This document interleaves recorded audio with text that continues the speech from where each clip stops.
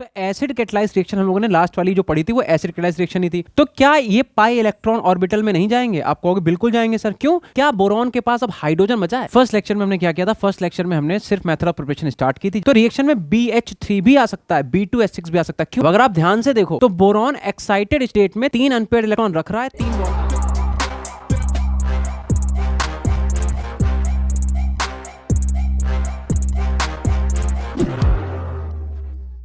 Hello everyone, welcome back to the channel. My name is Himanshu Agnihotri और आज हम लोग अपना अल्कोहल फिनॉल ईथर का सेकंड लेक्चर पढ़ रहे हैं। ठीक है, फर्स्ट लेक्चर में हमने क्या किया था? फर्स्ट लेक्चर में हमने सिर्फ मेथड ऑफ प्रिपरेशन स्टार्ट की थी, जिसमें हमने पहली जो हमारी रिएक्शन थी, पहली method of preparation hydration of alkene, उसकी मैकेनिज्म, उसके क्वेश्चन देख लिए थे। सेकंड हमारी रिएक्शन थी OMDM ऑक्सीमर्क्यूरेशन डिमर्क्यूरेशन, उसकी मैकेनिज्म एंड क्वेश्चन हमने देख लिए थे। तो आज का जो हमारा लेक्चर है वो स्टार्ट होगा with the third method of preparation, जिसका नाम है HBO रिएक्शन। सॉरी, HBO का मतलब होता है हाइड्रो बोरेशन ऑक्सीडेशन। ठीक है, तो आज हम लोग पढ़ेंगे हाइड्रो बोरेशन ऑक्सीडेशन। ठीक है, अब देखो, आपको मैंने लास्ट वाले लेक्चर में ये बात बहुत क्लियरली बताई थी कि there are 2 types of mechanism. भाई 2 टाइप की रिएक्शंस होती हैं, एक हमारी होती है एसिड कैटालाइज रिएक्शन, एक होती है हमारी बेस्ड कैटालाइज रिएक्शन। तो एसिड कैटालाइज रिएक्शन हम लोगों ने लास्ट वाली जो पढ़ी थी वो एसिड कैटालाइज रिएक्शन ही थी, और मैंने आपको बताया था कि एसिड कैटालाइज रिएक्शन में मार्कोनिकॉफ वाला प्रोडक्ट बनता है। ठीक है, ऑल्दो हमारी जो OMDM रिएक्शन थी उसमें कार्बोकैटायन का फॉर्मेशन नहीं होता है। ठीक है, क्यों नहीं होता है? क्योंकि हम लोगों ने देखा था कि उस रिएक्शन में एक साइक्लिक ट्रांजिशन स्टेट का फॉर्मेशन होता है, मर्क्यूरिक कैटायन बनता है, जिससे हमारा क्या होता है कि कार्बोकैटायन का फॉर्मेशन नहीं हो पाता है। अब हम पढ़ेंगे HBO रिएक्शन, हाइड्रोबोरेशन ऑक्सीडेशन। ये एक बेस कैटालाइज रिएक्शन है, तो आप चाहो तो आप यहां पे लिख सकते हो कि it is a based catalyse reaction, base catalysed reaction. चलो पहले तो समझाता हूं, इसमें हमारा मार्कोनिकॉफ का उल्टा प्रोडक्ट बनता है, यानी कि 1 डिग्री प्रोडक्ट का फॉर्मेशन होगा। रिएक्शन क्या होती है? रिएक्शन होती है CH3 CH double bond CH2। आप एल्कीन उठा लो, एल्कीन की रिएक्शन आप कराते हो B2S6 से। अब आपको यहां पे ध्यान रखना पड़ेगा, यार B2S6 कहां से आया? देखो, वैसे तो आपने BH3 भी लिखा दिखा होगा, कहीं कहीं पे B2S6 लिखा दिखा होगा। तो रिएक्शन में BH3 भी आ सकता है, B2S6 भी आ सकता है। क्यों? मैं बताता हूं। BH3 ऐसे एग्जिस्ट नहीं करता बेटा, ये अपनी डाइमर की फॉर्म में एग्जिस्ट करता है। ठीक है, तो ये ऐसे एग्जिस्ट करता है B2S6। ये आपने 3 सेंटर 2 इलेक्ट्रॉन बॉन्ड सुना होगा, बनाना बॉन्ड है ना, ये ऐसे एग्जिस्ट करता है। तो ध्यान रखना, यहाँ पे आपका B2S6 भी आ सकता है, या फिर आपका BH3 मॉलिक्यूल का भी फॉर्मेशन हो, मतलब कुछ भी आ सकता है। यहाँ पे मैं अगर BH3 लिख दूं तो ये भी सही है, B2S6 लिख दूं तो वो भी सही है। साथ में हम लोग क्या करते हैं? टेट्राहाइड्रोफ्यूरॉन लेते हैं, और हम लोग यहाँ पे H2O2 लेते हैं। ठीक है, ये हमारे रिएजेंट्स हैं इस रिएक्शन के। अच्छा, प्रोडक्ट क्या बनेगा? प्रोडक्ट हमारा बनेगा CH3 then CH2 then CH2, और इस वाले कार्बन से आके क्या जुड़ जाएगा? हमारा OH। ये हमारी रिएक्शन, यानी कि आप क्लियरली देख सकते हो कि यहाँ पे 2 डिग्री की जगह पे यहाँ पे 1 डिग्री अल्कोहल का फॉर्मेशन होगा। अब ये कैसे हुआ? इस रिएक्शन के क्वेश्चंस कैसे लगाए जाएंगे, उन्हें हम ध्यान से देखेंगे। तो भाई देखो, अगर हम बात करें इस रिएक्शन की मैकेनिज्म की, देखो, क्या रिएक्शन में आपको कोई भी इलेक्ट्रोफाइल या न्यूक्लियोफाइल दिख रहा है? तो आप कहोगे सर नहीं दिख रहा है। मैं आपको बताऊं, दिख रहा है। इलेक्ट्रोफाइल पहले से ही हमें दे रखा है। BH3 बेटा इलेक्ट्रोफाइल ही तो है। कहोगे सर इलेक्ट्रोफाइल तो वो होते हैं जिनमें पॉजिटिव चार्ज होता है। ऐसा कुछ भी नहीं होता बेटा, ध्यान रखना। पॉजिटिव चार्ज वालों को इलेक्ट्रोफाइल कहते हैं, ऐसा कुछ जरूरी नहीं है। अगर मैं लिख दूं NH3 पॉजिटिव, ये सॉरी NH4 पॉजिटिव या फिर H3O पॉजिटिव, इन दोनों स्पीसीज पे पॉजिटिव चार्ज है, बट उसके बाद भी ये इलेक्ट्रोफाइल नहीं है, मैं आपको बता दूं। ठीक है, तो ध्यान रखिएगा, इलेक्ट्रॉन डेफिशिएंट कंपाउंड को हम लोग इलेक्ट्रोफाइल कहते हैं, ना कि जिस पे पॉजिटिव चार्ज है सिर्फ उसे, है ना। चलो अब देखो बहुत ध्यान से, BH3 मॉलिक्यूल में क्यों कह रहा हूं कि ये इलेक्ट्रोफाइल है? यार बोरॉन का एटॉमिक नंबर कितना होता है? बोरॉन का एटॉमिक नंबर होता है 5। आप लिखोगे 1s2 2s2 and 2p1। S में 2 इलेक्ट्रॉन, P में 1 इलेक्ट्रॉन। तो अगर मैं आपसे बोलूं कि यहाँ पे तो बोरॉन के पास एक ही अनपेयर्ड इलेक्ट्रॉन है, आप लोगों को पता होगा किसी भी एलिमेंट के पास जितने अनपेयर्ड इलेक्ट्रॉन होते हैं उतने ही बॉन्ड का फॉर्मेशन करता है। तो बोरॉन को तो 1 बॉन्ड बनाना चाहिए, BH3 में 3 बॉन्ड बना रहा है। तो मैं आपको क्लियरली बता देता हूं कि बेटा ये आपकी ग्राउंड स्टेट है। तो एक क्वेश्चन तुम्हारा यहीं से तैयार हो गया कि BH3 मॉलिक्यूल का फॉर्मेशन ग्राउंड स्टेट में ना होकर कहां होता है? एक्साइटेड स्टेट में। मतलब एक इलेक्ट्रॉन क्या करेगा? यहां से जंप करके इधर कूदेगा। अब क्या होगा? आपके पास 3 अनपेयर्ड इलेक्ट्रॉन आ गए। ठीक है, एक इधर एक इधर और एक इधर, ये हो गया एक्साइटेड स्टेट। अब अगर आप ध्यान से देखो तो बोरॉन एक्साइटेड स्टेट में 3 अनपेयर्ड इलेक्ट्रॉन रख रहा है, 3 बॉन्ड का फॉर्मेशन कर रहा है। उसके बाद भी इसके पास एक वैकेंट p ऑर्बिटल पड़ा हुआ है। तो कहने का मतलब ये कि अगर मैं ऐसे लिख दूं कि भाई ये तो कोई दिक्कत नहीं। क्यों? क्योंकि बोरॉन के पास BH3 मॉलिक्यूल का फॉर्मेशन करने के बाद भी एक वैकेंट p ऑर्बिटल है।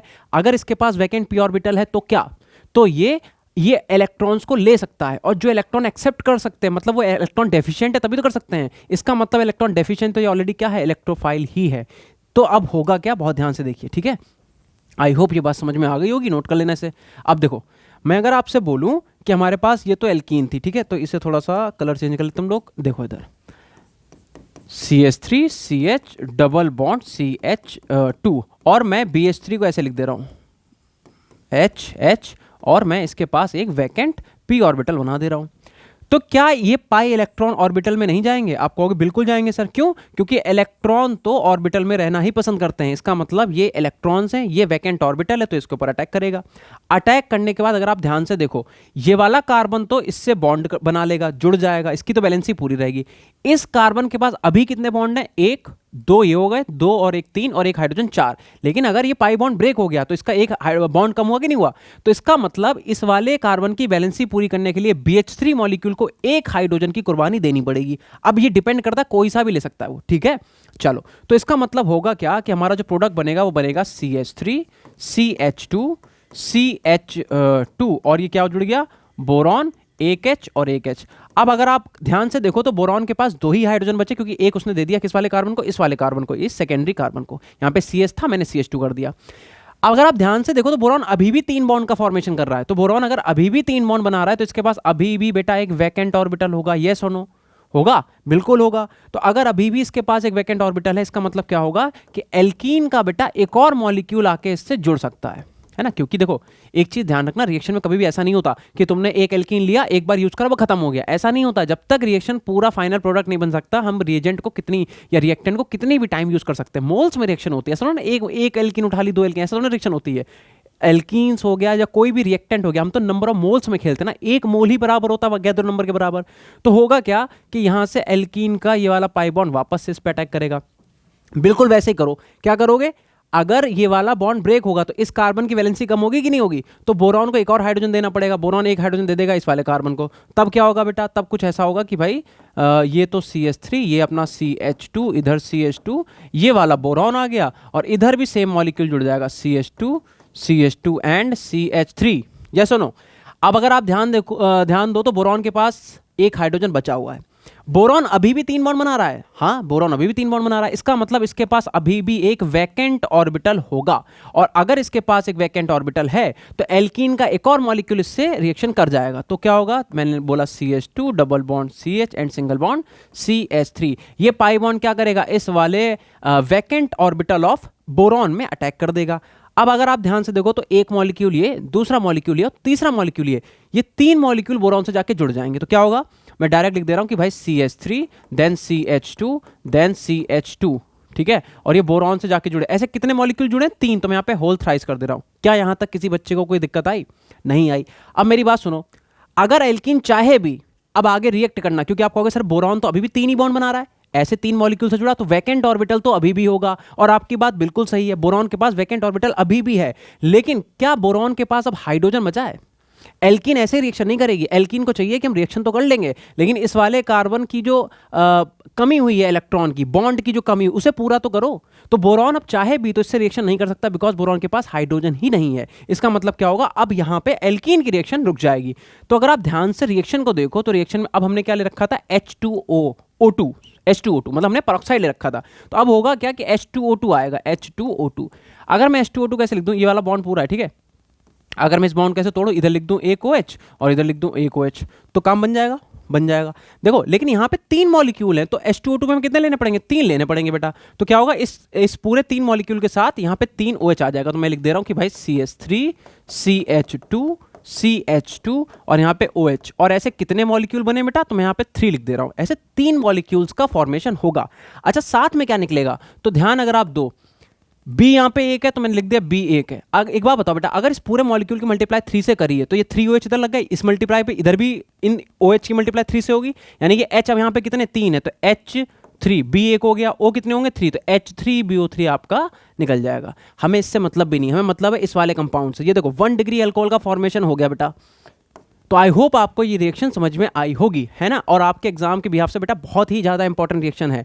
और भी ज़्यादा इंपॉर्टेंट बात क्या है, जैसा कि हम लोगों ने OMDM में ध्यान दिया था, हमें यहाँ पर भी ध्यान देना है।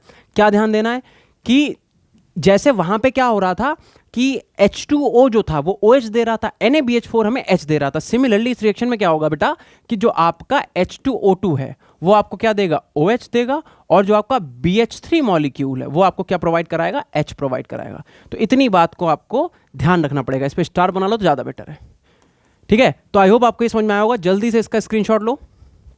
चलो अब कुछ क्वेश्चंस इसके करते हैं हम लोग। देखो भाई, जैसे फॉर एग्जांपल मान लो मैंने पहले क्वेश्चन दिया, या जैसे पहले वाला किया था वैसे करते हैं। चलो मैंने बोला CH3 and CH double bond CH2, और आप इसकी 3 रिएक्शन करा दो, 2 3। मैंने क्या बोला कि एक तो आप क्या करो BH3 ले लो, देन आप क्या कर दो टेट्राहाइड्रो फ्यूरॉन ले लो, और तीसरा आप H2O2, चलो H2O2 रखते हैं यहाँ पे, H2O2 ले लो। थर्ड वाले में मैं BH3 को BH3 ही रहने देता हूँ, THF को THF ही रहने देता हूँ, टेट्राहाइड्रोफ्यूरॉन सॉल्वेंट, एंड H2O2 की जगह मैं D2O2 लिख देता हूँ। याद होगा, जिन बच्चों ने लास्ट वाली क्लास देखी उन्हें याद होगा D क्या है बेटा, ड्यूटेरियम ही तो है, हाइड्रोजन का सेकंड आइसोटोप है, तो डरने की जरूरत नहीं है। अच्छा यहाँ पे आ जाओ, अब मैं क्या कर रहा हूँ, BH3 की जगह मैं लिख दे रहा हूँ BD3, ठीक है। मैं यहाँ पे लिख दे रहा हूँ B देन D देन 3, फिर मैं लिख दे रहा हूँ टेट्राहाइड्रोफ्यूरॉन, और फिर मैं लिख दे रहा हूँ यहाँ पे H2O2। चलो एक और करो रिएक्शन। अब मान लो मैंने कर दिया कि फॉर एग्जाम्पल यहाँ पे आप ले लो HgOAC का होल ट्वाइस, एंड आप ले लो क्या H2O एंड NaBH4। तो जिन बच्चों ने लास्ट वाली क्लास देखी उन्हें बहुत अच्छे से पता होगा कि यहाँ पे क्या होना है ना, रिएक्शन देख के पहचान गए होगे। 1 मिनट का पॉज लो और जल्दी से इस क्वेश्चन को सारे चारों रिएक्शन करके देखो फटाफट, ठीक है। जिन बच्चों ने कर लिया है अब वो अपने आंसर चेक करो। तो सबसे पहले हमें दिख रहा है BH3 tetrahydrofuran water molecule H2O2, तो हम देख के पहचान गए कौन सी रिएक्शन है यार, ये तो HBO हाइड्रोबोरेशन ऑक्सीडेशन पता है। आंख बंद करो और आप क्या लिख दोगे, आप लिखोगे CH3 then CH2 then CH2, और यहाँ पे क्या लगा दोगे OH। हमें क्लियरली पता है कि हमारे पास 1 डिग्री अल्कोहल का फॉर्मेशन होगा। अच्छा सेकंड वाले मॉलिक्यूल की अगर हम बात करते हैं, हमें यहाँ पे BH3 दिख रहा है, BH3 हमें क्या देता है, H देता है। H2O2 की जगह पे D2O2 है, तो अगर H2O2 OH देता है तो D2O2 क्या देगा, OD देगा, है ना, सिंपल है। तो आप लिख दो, आप लिखोगे CH3 देन उसके बाद CH2 रहने दो, और यहाँ पे CH2 की जगह पे OH की जगह पे क्या लगा दोगे आप, OD लगा दोगे, है ना।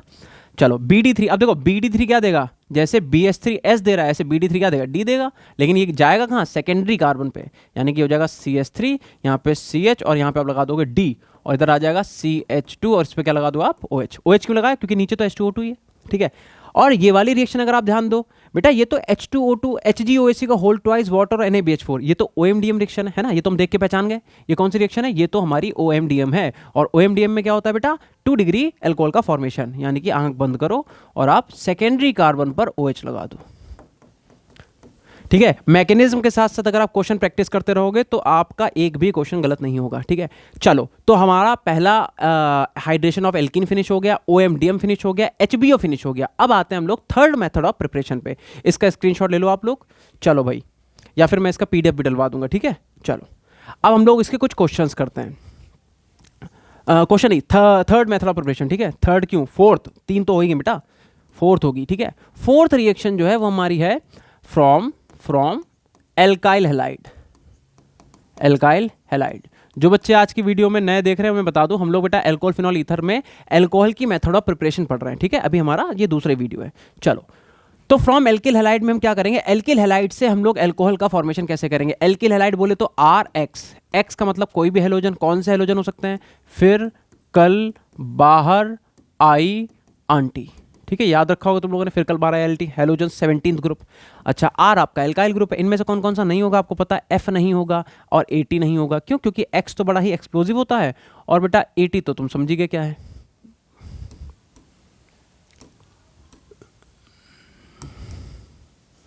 ठीक है। तो मैं यहाँ पे लिख देता हूँ X हमारा क्या है, हेलोजन है, X हमारा हेलोजन, R हमारा एल्काइल ग्रुप। जब आप RX की रिएक्शन, यानी कि आप अगर एल्किल हैलाइड की रिएक्शन, एल्किल हैलाइड की रिएक्शन करवाते हो किससे, एक्वस KOS से, है ना, एक्वस KOS से, तब क्या होगा, तो हमारा ROH का फॉर्मेशन हो जाएगा। बट ध्यान रखना, this mechanism follows SN2 path, SN2 path को फॉलो करेगा। इसका मतलब क्या हुआ?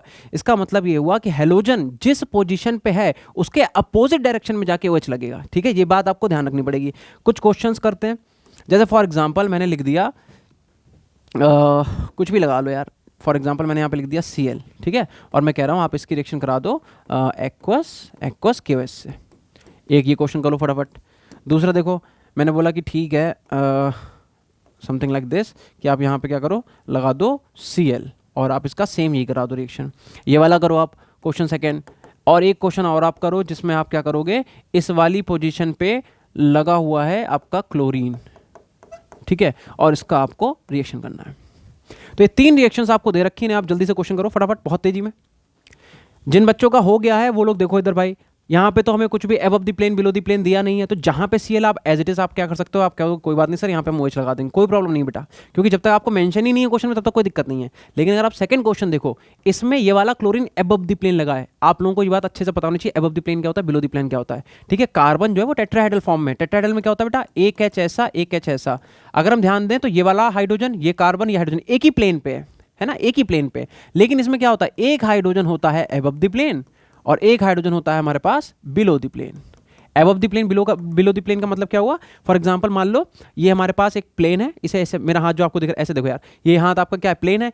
इसी प्लेन पे एक कार्बन है, एक हाइड्रोजन है और एक हाइड्रोजन है। एक हाइड्रोजन इसके बाहर निकल रहा है तो वो क्या हो गया, अबव द प्लेन। एक हाइड्रोजन इसके पीछे जा रहा है तो क्या बोलते हैं, बिलो द प्लेन, क्योंकि बेटा 3 डायमेंशनल स्ट्रक्चर्स होती है। ठीक है, चलो फिलहाल के लिए तो इसे हटा देता हूं मैं।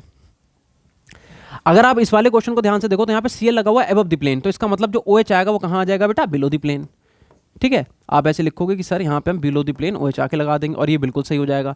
ऐसे ही नेक्स्ट क्वेश्चन में देख लो, यहाँ पे जगह नहीं, मैं आगे लिख रहा हूँ। ठीक है, इसमें क्या हो जाएगा, इसमें क्लोरीन लगा हुआ है बिलो द प्लेन, तो कहाँ लग जाएगा, अबव द प्लेन। यानी कि ये हो जाएगा आपका कुछ ऐसा कि यहाँ पे अबव द प्लेन आप लगा दोगे